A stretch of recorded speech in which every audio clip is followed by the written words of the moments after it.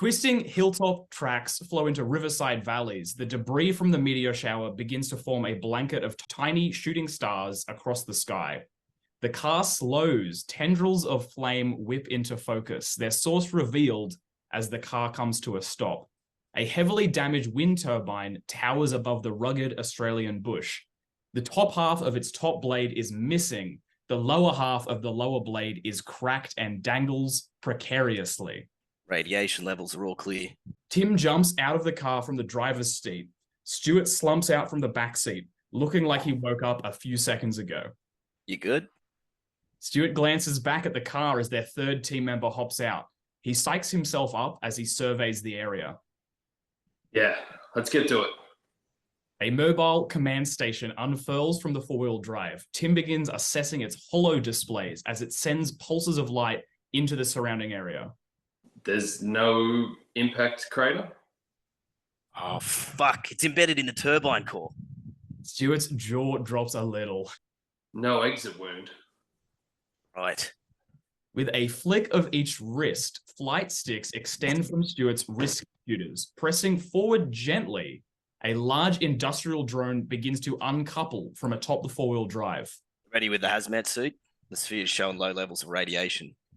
Stuart nods. Our third team member, Hazmat, climbs atop the drone. Grabbing the handles, he nods at Stuart. This is a well-rehearsed routine. Let's go. The camera soars upwards, following the drone to the burning core of the massive turbine. From this elevation, we can just make out the bombed-out silhouette of what was once Canberra.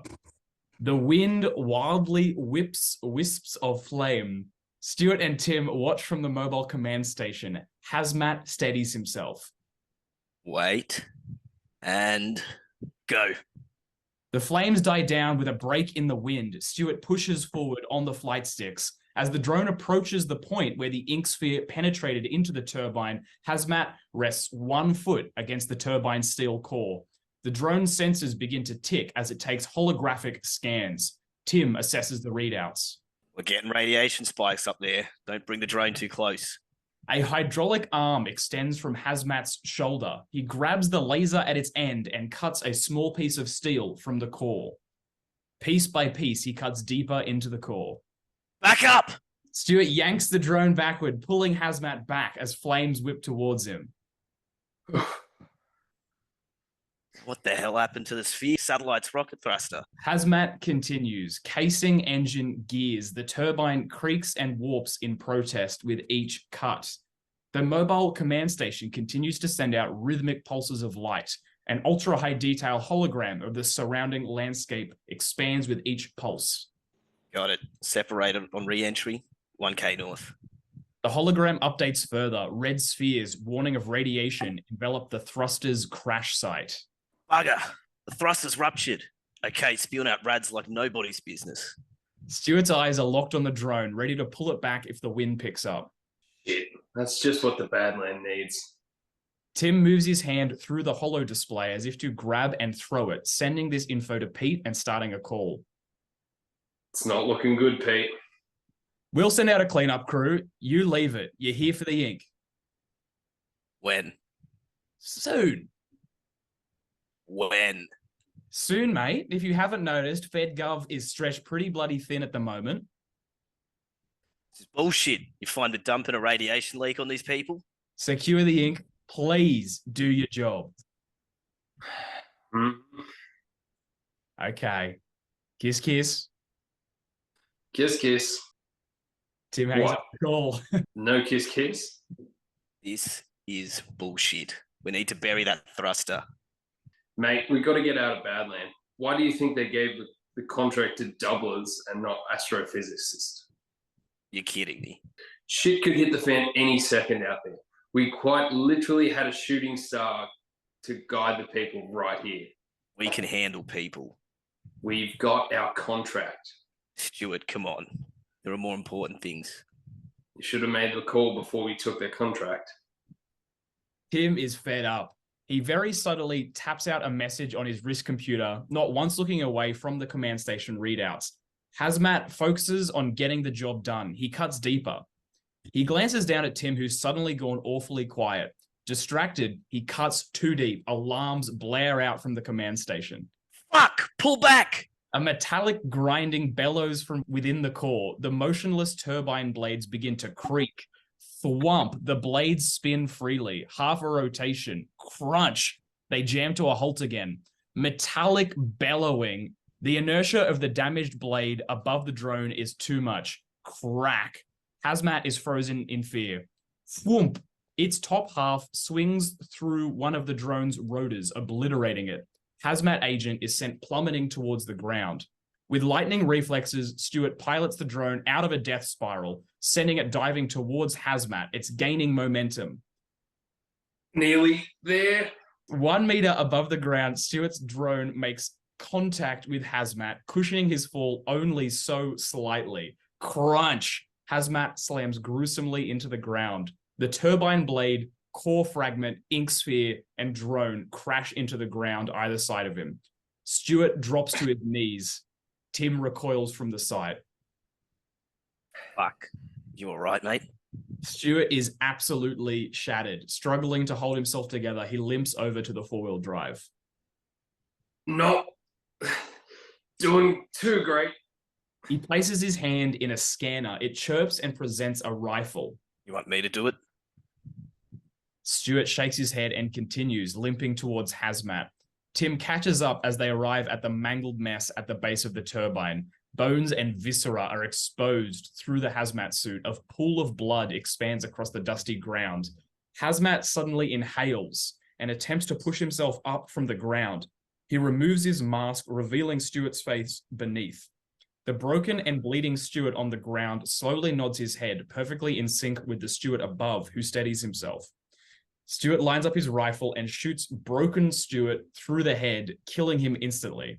Stewart grits his teeth, processing the immense pain. Then, briefly, a sigh of relief. He takes a moment to collect himself. With only 3 functioning propellers, Stewart pilots the drone towards the fallen, shattered turbine core. You boys are the cleanup crew? Seemingly from nowhere, Badland local Gale emerges. Her entire demeanor speaks to the difficulty of life in Badland. Nah, mate. They'll be here, though, soon enough.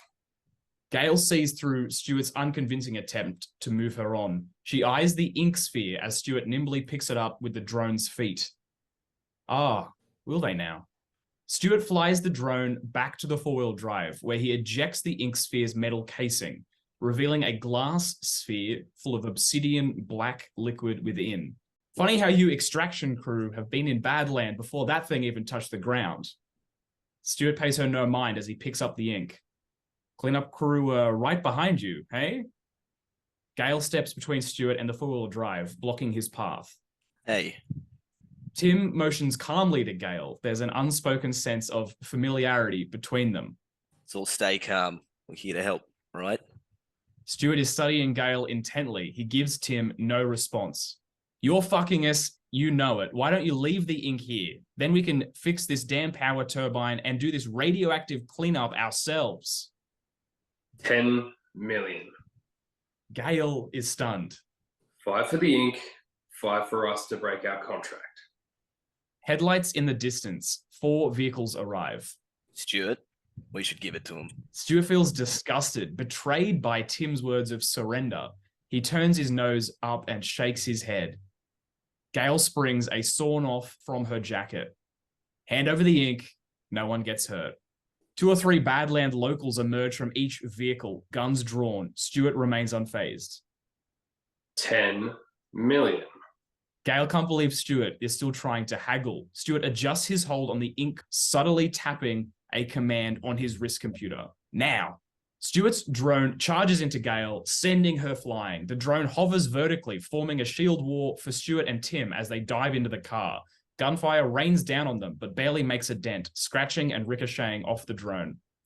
In the relative safety of the four-wheel drive, rifle fire spatters it with cracks and dents, but none break through. Stewart hands Tim the ink.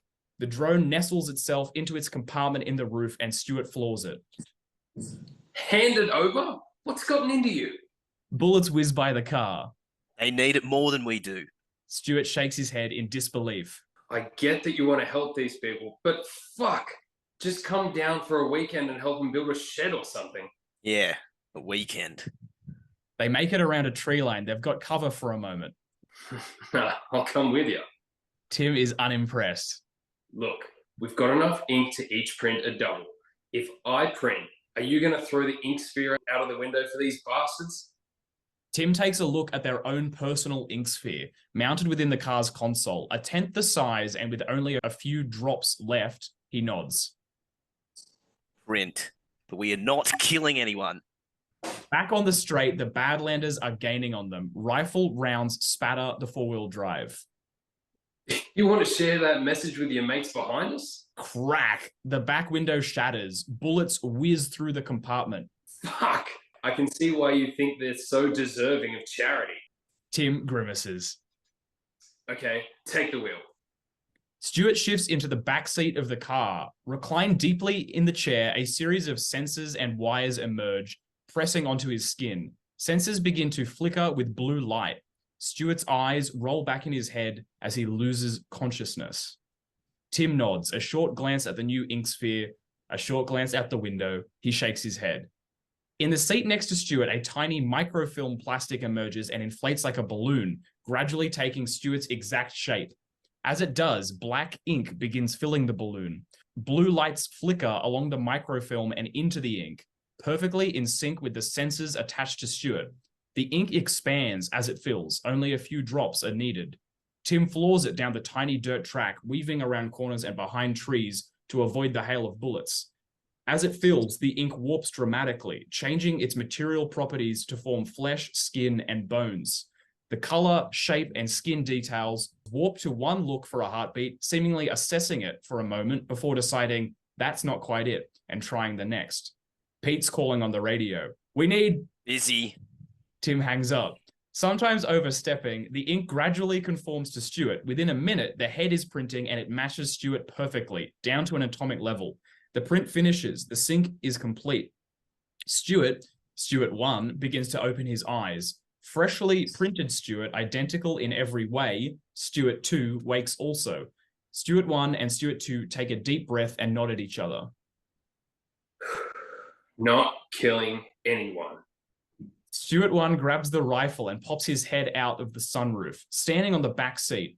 Bullets fly over his head. Crack. He shoots out a tire on one car. Crack, crack. He shoots out the tires on another. Take the wheel. Tim jumps into the back seat, ready to print his own double. Stuart 2 shifts to the driver's seat. He's making tiny, subtle movements with his body, as if making 1% of each movement that Stuart 1 is doing. Yeah, I'm serious about coming back here. Let's finish the contract, then come back. Bury the thruster core for him? Yeah, I think we should do that. They nod, sharing a moment of mutual understanding. Ugh, more vehicles joining them. Tim nods as he flicks the switch on the printer, losing consciousness immediately as the printing process begins. 2 battle-ready vehicles are closing in fast. Rows of hunting lights mounted to the roofs, steel plates protect the tires. With a clear line of sight, the Badland hunters spray the four-wheel drive with machine gun fire. Stuart 2 engages his drone.